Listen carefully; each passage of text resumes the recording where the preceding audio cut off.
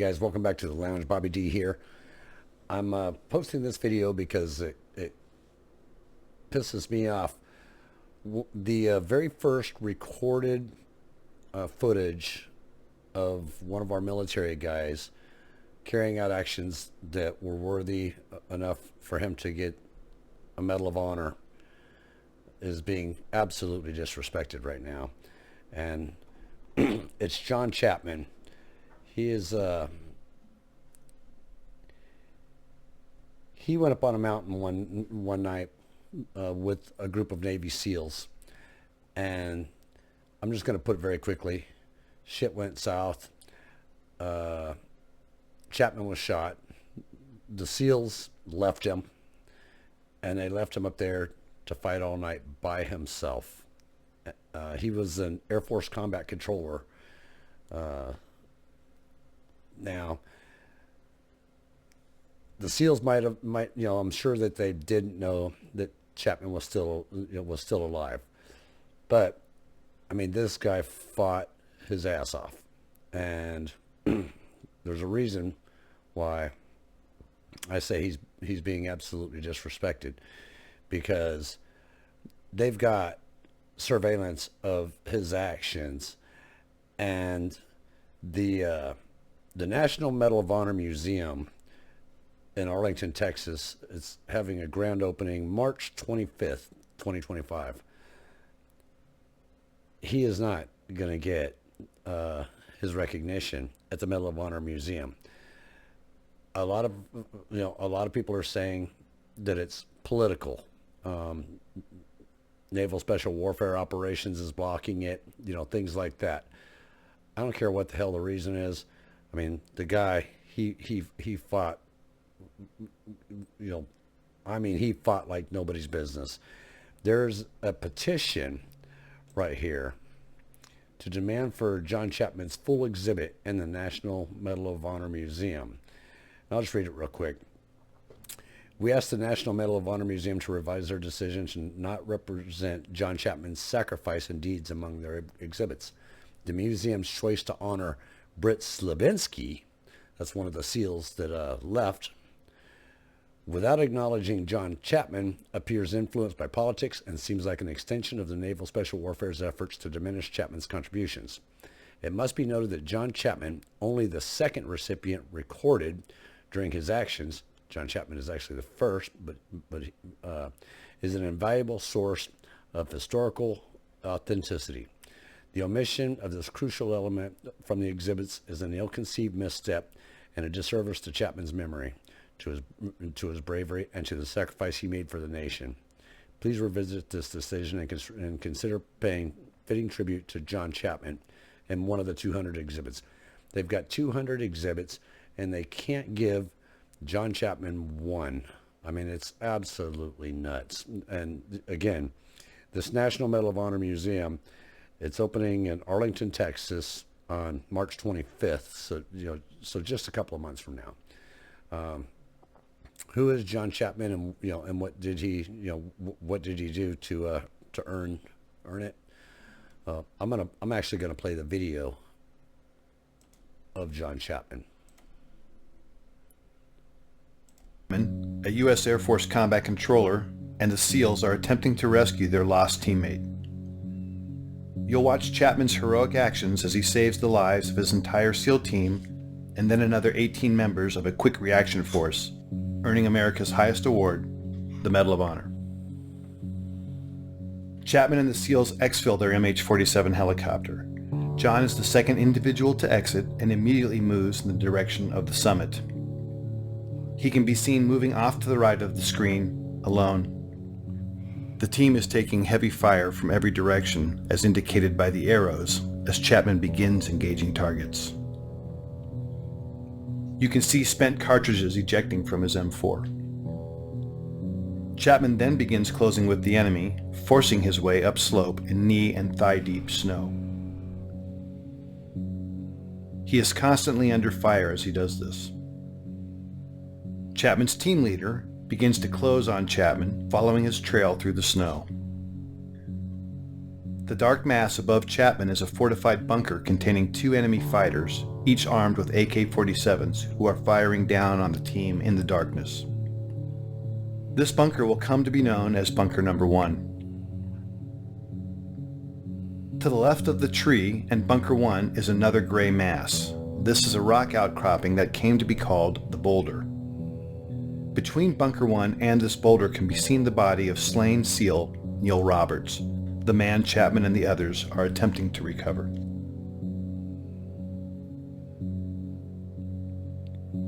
Chapman, still alone and closest to the enemy, pauses to engage targets as his team leader follows him, but never actually catches up with him.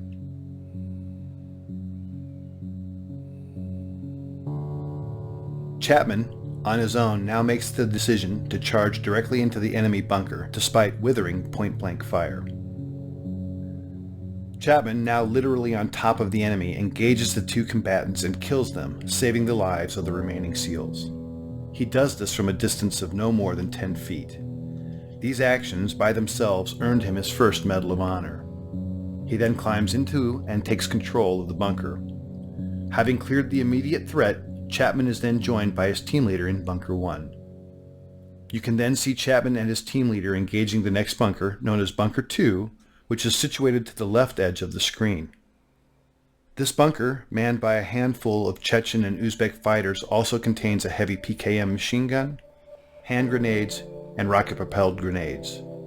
John Chapman is shot twice at this time in the torso and collapses, incapacitated.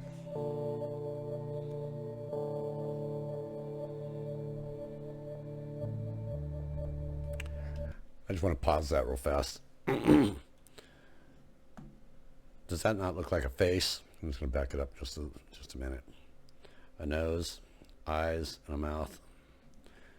I just thought that was a little odd. But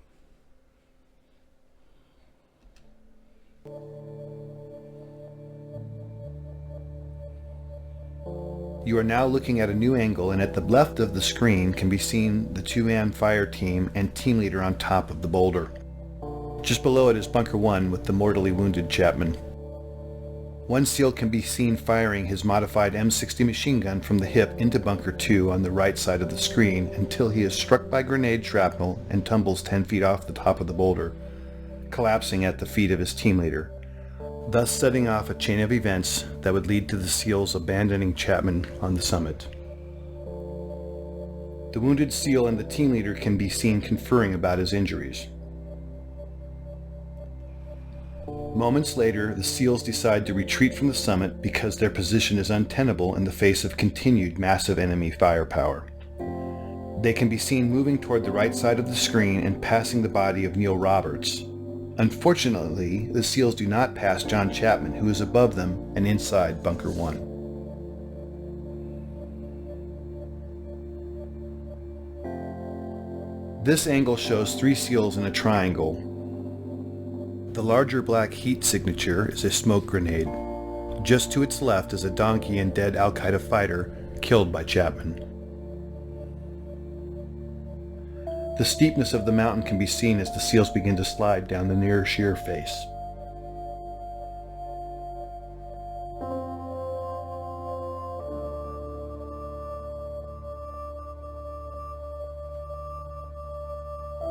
The team leader, desperate for relief and now with two wounded teammates, asks for uncontrolled airstrikes from an orbiting Air Force AC-130 gunship.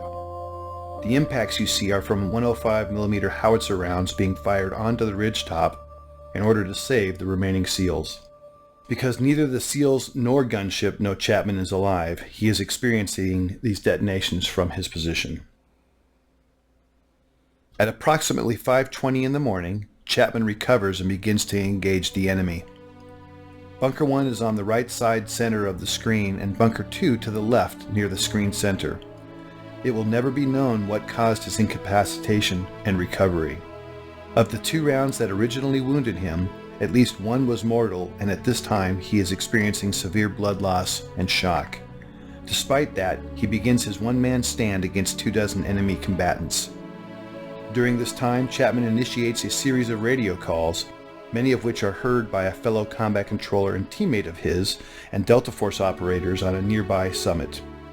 Despite this combat controller's replies, Chapman never acknowledges whether because of damage to his equipment or himself will never be known. This new angle and footage shows Chapman at the top, identified by the green dot under the tree at Bunker 1. The lower center of the screen shows the first enemy fighter who is about to charge Chapman in the hopes of killing the American. The timestamp at the bottom shows it is now 6:05 in the morning and fully light. He's been fighting alone now for 40 plus minutes and has received more gunshot and shrapnel wounds as a result of the fierce combat. This scene shows the second of several enemy charges. In this stunning display of determination and courage, Chapman can be seen fighting hand to hand with the fighter. In the larger screen display can be seen additional enemy moving on to the summit. But right now, John Chapman is fighting for his life.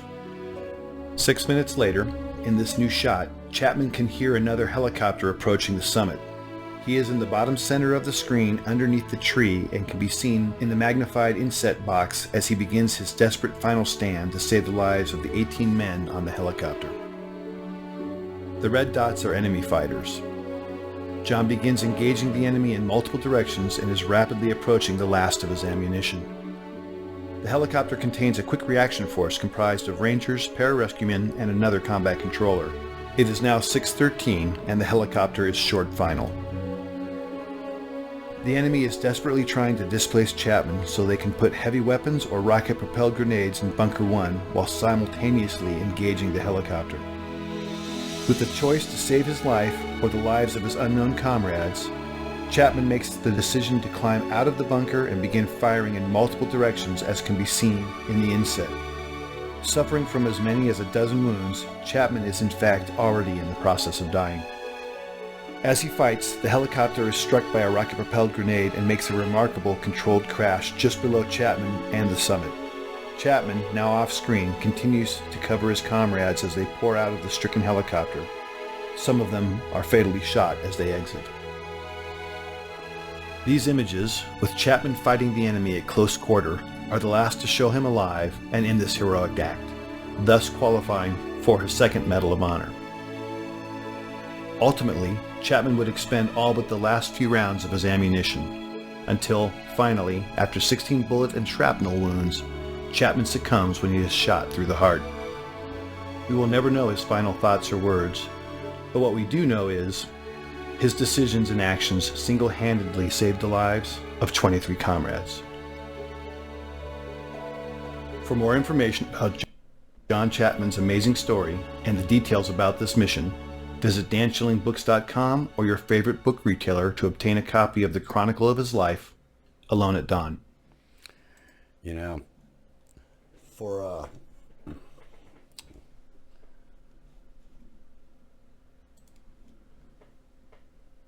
there to even need a petition for the National Medal of Honor Museum to honor, you know, the heroic deeds and the fight in this guy is an absolute damn shame. It's absolutely disrespectful. I don't know if it's political or not. I mean, you know, he was Air Force combat controller. Everybody else was SEALs. But they're going to honor one of the SEALs that left that night. He's going to have his own display. They've got 200 displays up there, but they couldn't find a spot for John Chapman. So you tell me what you think it is. I think it's sad, and I think it's a damn travesty myself. It pisses me off because I think the guy should be front and center. Is what I think. You know, to honor his service and his sacrifice.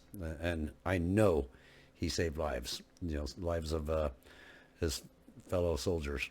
So anyway, guys, Bobby D here at the lounge. If you've got any comments, please drop them below. Please like, share, and subscribe. And I look forward to making more videos with you guys. And hopefully not bad ones like this. I'd like to see some good stuff. Thanks, guys.